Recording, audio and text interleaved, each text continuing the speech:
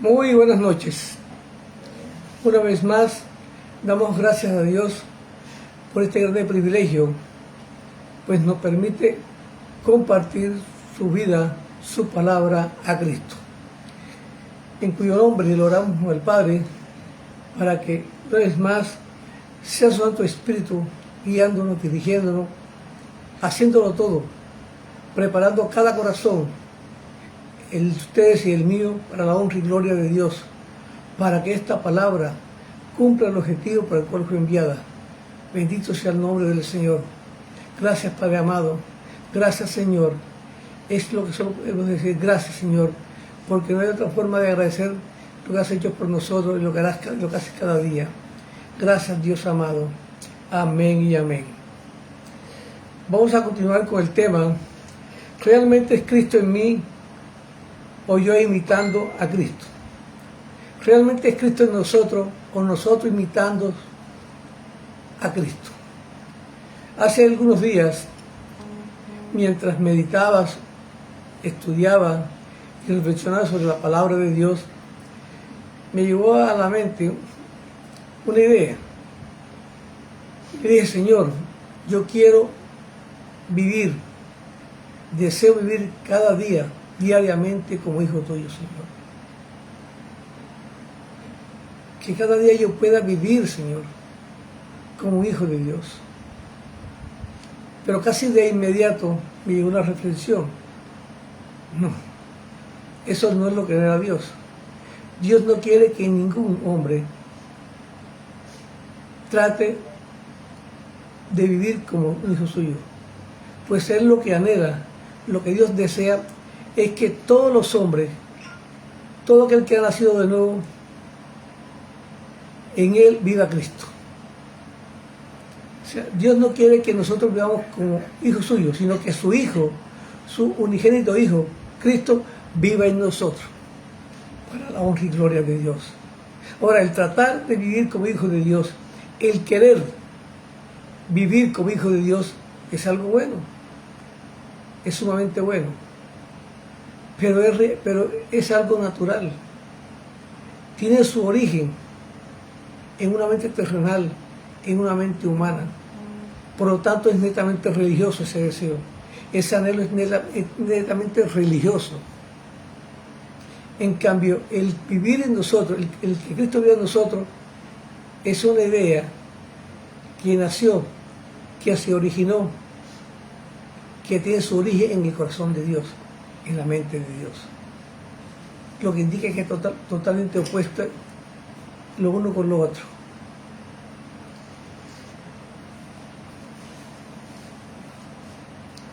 Y es que la mente natural, recuerden, no puede percibir, no puede entender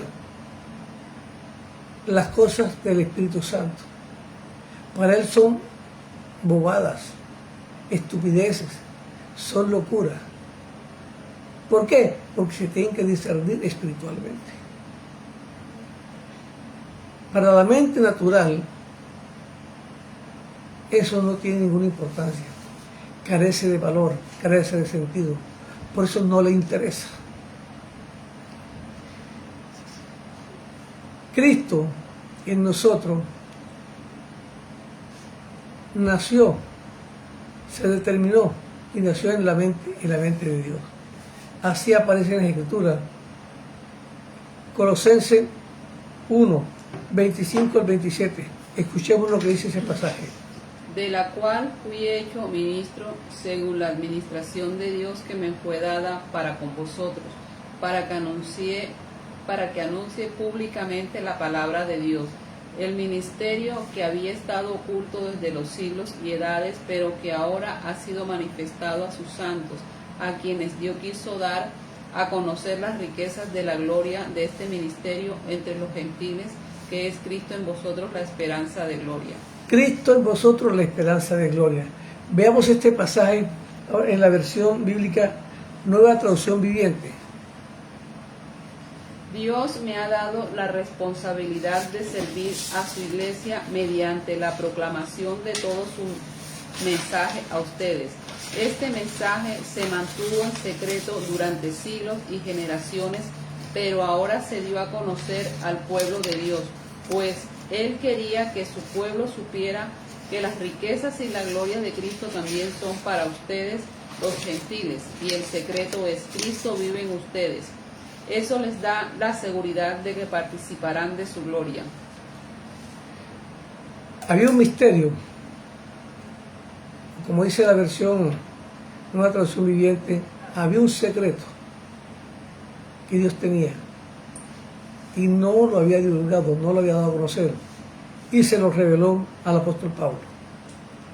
Dice Pablo, él quiso darlo a conocer a todos sus santos, y ese misterio, o ese secreto es Cristo en ustedes, dice Pablo, Cristo en vosotros, la esperanza de gloria.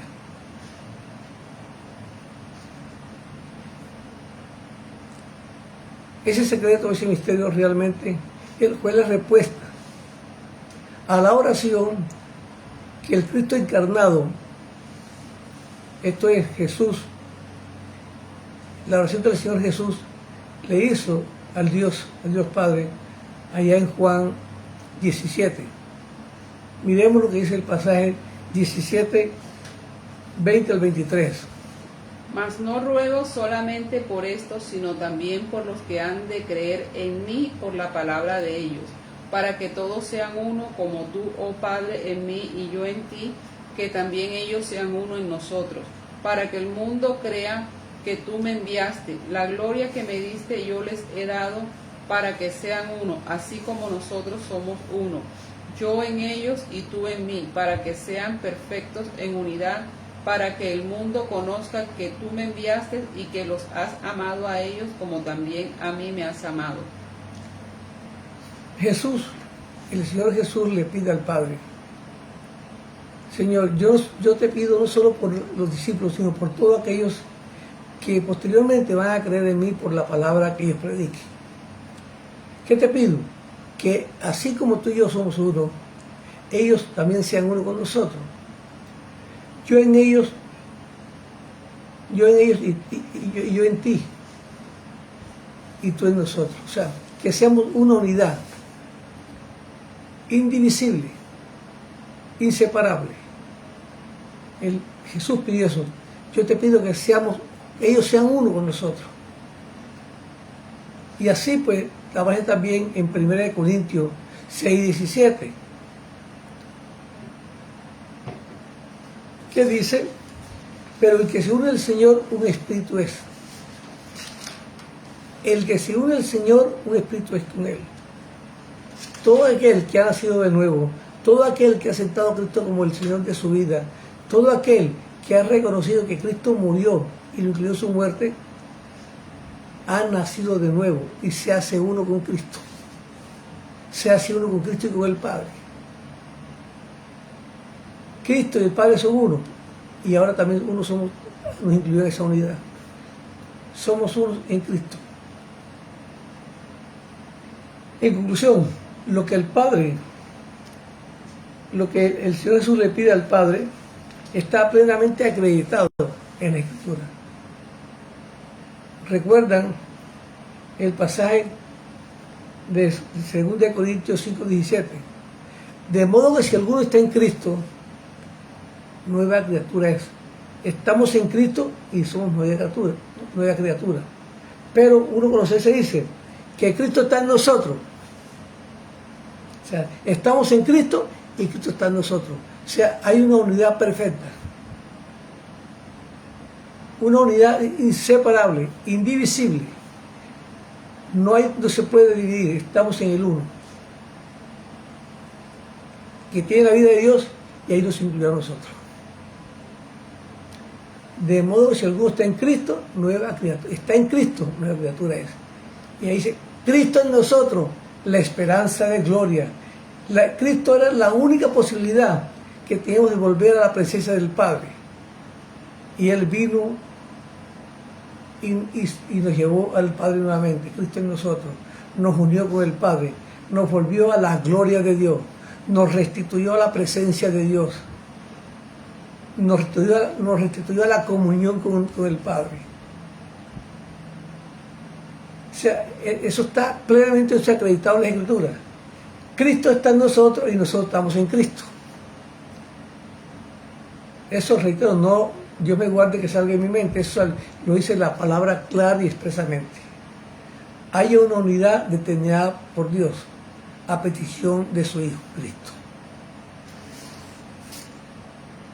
Miren, antes de que nosotros naciéramos de nuevo, antes de que naciéramos del Espíritu, que naciéramos de arriba, teníamos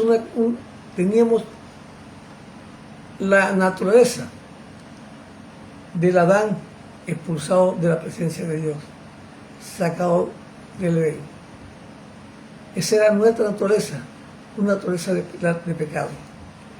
Y cuando nacemos de nuevo, cuando somos incluidos en la muerte de Cristo, sepultados y resucitados con Cristo, adquirimos una nueva naturaleza, la naturaleza divina, la de Dios. Pero ese hecho de adquirir, por ese hecho de adquirir esa nueva naturaleza, la naturaleza adámica de pecado no desaparece automáticamente. No desaparece automáticamente. Ella queda allí. Ella se aferra a permanecer gobernando en nosotros. Entonces existen dos naturalezas en nosotros: la adámica y la divina, cuando nacemos de nuevo.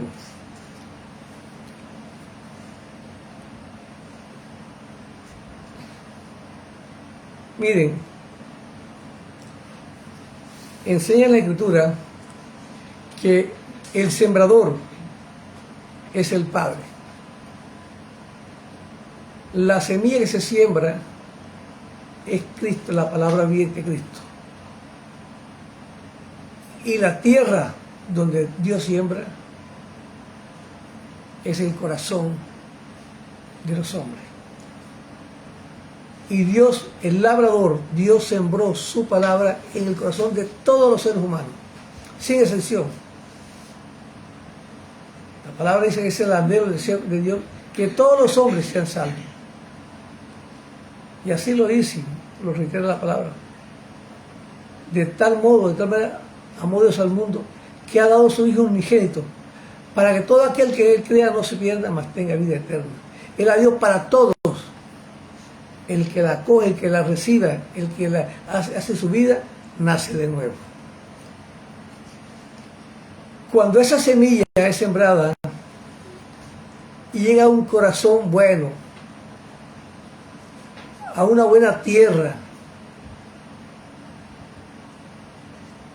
o sea, no es una tierra estéril, sino productiva, esa semilla comienza a crecer.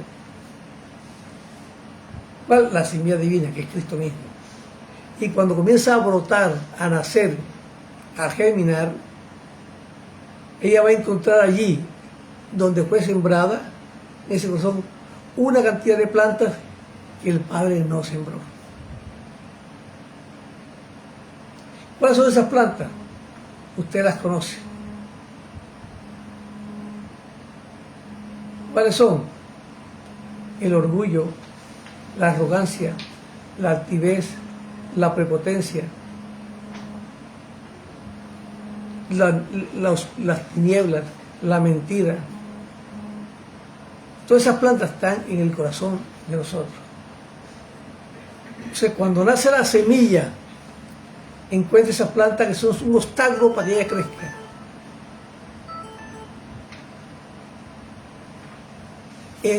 Hay una guerra entre la semilla, la naturaleza divina, que nace de la semilla, y la naturaleza adámica que se encuentra allí.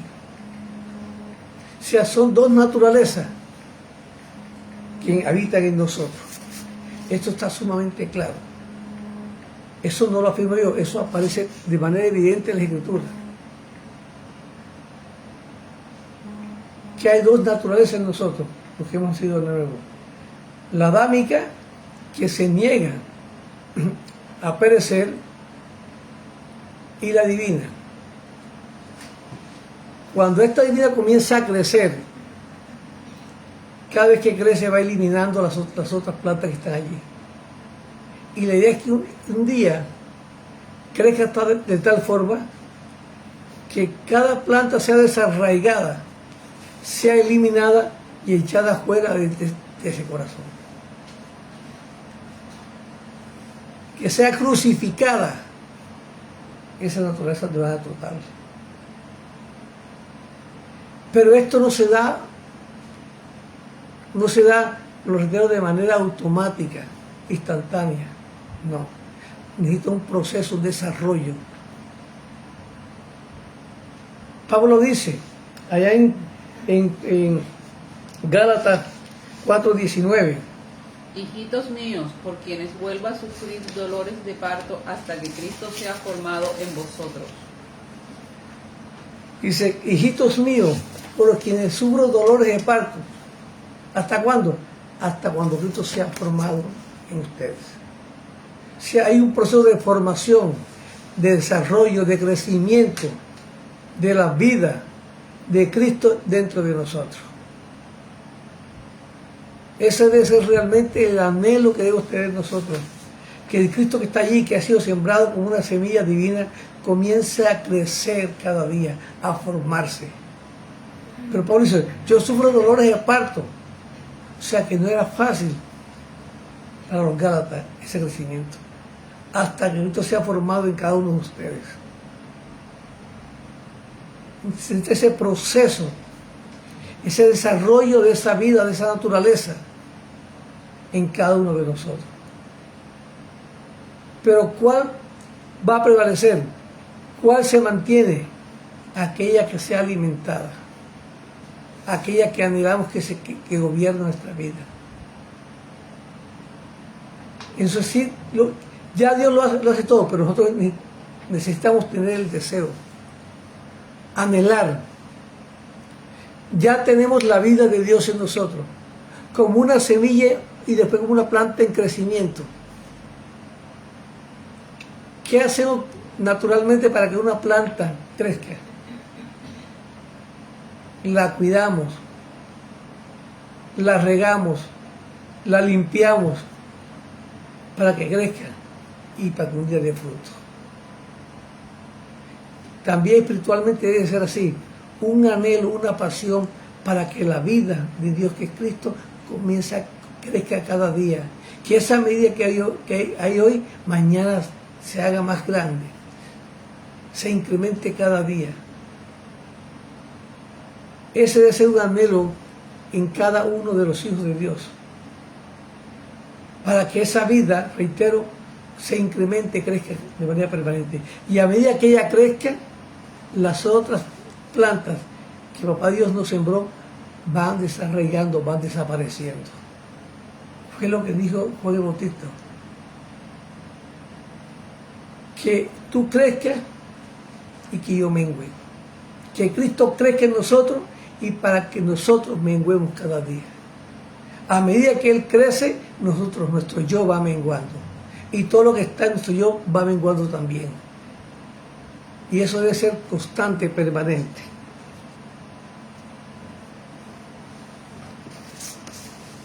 Miren, vamos a leer algunos pasajes bíblicos que aluden a esta afirmación, que hay dos naturalezas en los hijos de Dios.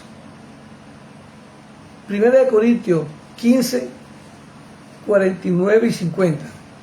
Y así como hemos traído la imagen del terrenal, traeremos también la imagen del celestial. Pero esto digo, hermanos, que la carne y la sangre no pueden heredar el reino de Dios, ni la corrupción heredar la incorrupción.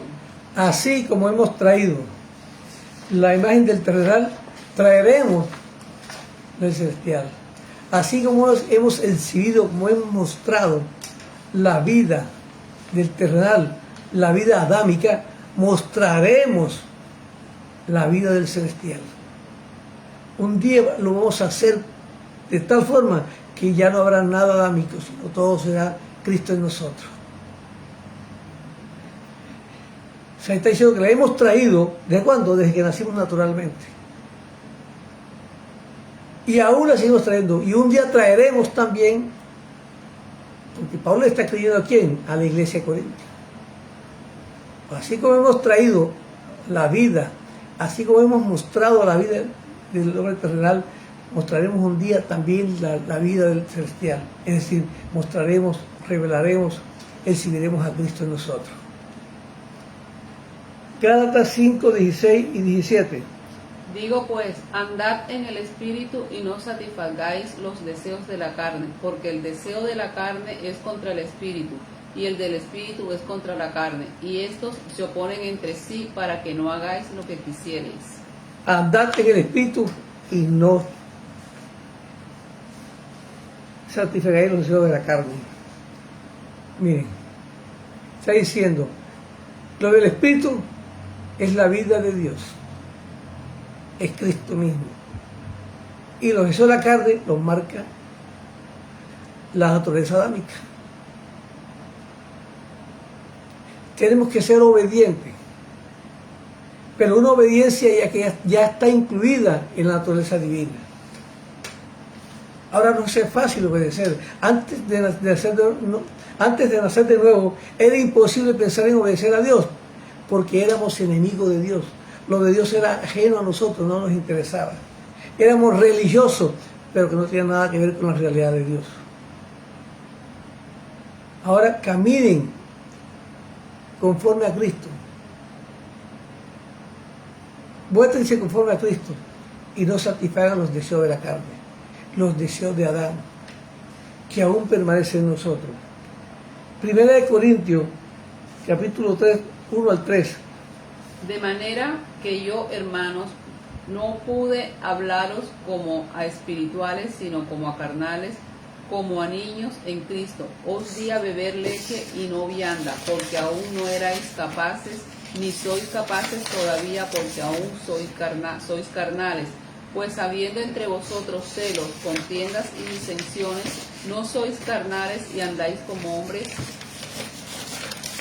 De manera, hermano, que yo no puedo hablarlos como espirituales, sino como carnales, como niños en Cristo. Pablo está diciendo, ustedes que deben ser personas ya maduras, experimentadas, cuyo vida debe ser Cristo, se han quedado como niños espirituales. No les puedo dar comida espiritual sólida, sino leche, la que toman los bebés. Ustedes son unos bebés espirituales. Nacieron y no han crecido absolutamente nada. Se han quedado allí como bebés. Es que así como en la vida natural hay personas mayores de edad, pero que viven como niños. Espiritualmente sucede lo mismo. No hay madurez espiritual, o sea, no ha habido crecimiento, no ha habido formación de Cristo en nosotros. Cristo se ha quedado como una semilla que solamente brotó y ya. Por lo tanto, dice Pablo, no lo puedo alimentar como debe ser, como la comida que necesitan. ¿Por qué? Porque ustedes actúan como niños, se han quedado como niños espirituales. Son incapaces de recibir un alimento sólido. Solamente se han quedado acostumbrados a tomar lechecita. Es lo único que pueden comer.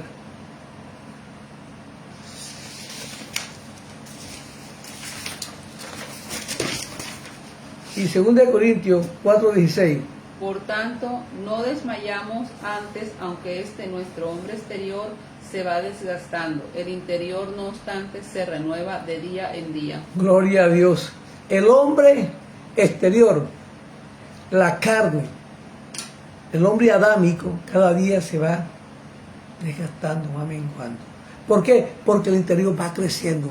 A medida que el hombre interior, a medida que la vida espiritual, que la vida de Dios, que es Cristo en nosotros, se incremente, crezca, el hombre exterior, la carne va menguando, va desapareciendo. Ese debe ser nuestro anhelo, nuestro deseo constante y permanente. que el hombre interior crezca, se incremente, que esa medida que hay de Cristo nosotros cada día se haga más grande, se incremente, para que el hombre exterior, la carne, vaya menguando, vaya desapareciendo, para la honra y gloria de Dios. He dejado de último el pasaje que es conocido por muchos, pero que es sumamente importante. Vamos a leer Romanos 17, versículos del 15 al 25, en la versión Nueva Traducción Viviente. Escuchen lo que dice. Realmente no me entiendo a mí mismo porque quiero hacer lo que es correcto, pero no lo hago. En cambio hago lo que odio. Pero si yo sé que lo que hago está mal, eso demuestra que estoy de acuerdo con que la ley es buena. Entonces no soy yo el que hace lo que está mal, sino el pecado que vive en mí. Yo sé que en mí, es decir, en mi naturaleza pecaminosa, no existe nada bueno. Quiero hacer lo que es correcto, pero no puedo. Quiero hacer lo que es bueno, pero no lo hago. No quiero hacer lo que está mal, pero igual lo hago. Ahora, si hago lo que no quiero hacer, realmente no soy yo el que hace lo que está mal, sino el pecado que vive en mí. He descubierto el siguiente principio de vida, que cuando quiero hacer lo que es correcto, no puedo evitar hacer lo que está mal. Amo la ley de Dios con todo mi corazón, pero hay otro poder dentro de mí que está en guerra con mi mente. Ese poder me esclaviza al pecado que todavía está dentro de mí. Soy un pobre desgraciado. ¿Quién me libertará de esta vida dominada por el pecado y la muerte? Gracias a Dios la respuesta está en Jesucristo nuestro Señor. Así que ya ven, en mi mente de verdad quiero obedecer la ley de Dios, pero a causa de mi naturaleza pecaminosa soy esclavo del pecado. Mira, este pasaje, si somos realistas, ha sido experimentado por la gran mayoría, por decir que es todos los que hemos nacido de nuevo. ¿Por qué si somos nacidos de nuevo? ¿Por qué? Si ahora somos hijos de Dios, hacemos lo que no queremos hacer. Y lo que queremos hacer, que es bueno, no lo hacemos, sino que hacemos lo que no queremos, que es lo malo. Usted se ha preguntado, ¿por qué yo hago tal cosa? ¿Por qué reacciono de tal manera? Si yo sé que no está bien, ¿por qué lo hago? Porque hay un pecado, el pecado operando en usted. La naturaleza adámica aún sigue vigente en usted. Pablo no fue la excepción. Pablo dijo la verdad. Pablo está diciendo, cuando quiero hacer lo bueno no lo hago. Termino haciendo lo que odio, lo que no quiero hacer es lo que hago. Porque no soy yo, sino el pecado que mora en mí. Ese es el que me hace hacer lo que yo no quiero hacer. Y cuando quiero hacer lo bueno, lo perfecto, lo agradable, no lo hago, sino hago todo lo contrario. Pero porque no soy yo que está operando, sino hay una naturaleza de pecado que opera en mí. Esto es sumamente sencillo. Esto realmente lo hemos experimentado la gran mayoría, reitero, por decir todos los que hemos nacido de nuevo. La forma que reaccionamos ante circunstancias. Después digo, ¿por qué lo hice? Porque hay una naturaleza que aún sigue operando en nosotros. Pero la solución, dice, pero gracias a Dios la solución, la respuesta a esta pregunta, a esta inquietud, a este interrogante, está en Cristo. A medida que ese Cristo, esa vida de Dios que está en nosotros, se incrementa, la otra, esa que nos sigue estorbando, va desapareciendo. Se va eliminando. Aquella no se elimina, salvo que la otra, que la divina crezca. Es necesario que crezca la divina para que la de pecado vaya desapareciendo. Pero mire, qué bueno que usted reconozca, como Pablo lo hizo, hay algo que opera en mí que va a actuar en la forma que yo no quiero. Esa reacción que tuve estuvo mala. No corresponde a un hijo de Dios. pero sí, es real. ¿Por qué? Porque es producto de la naturaleza que aún opera en el corazón nuestro.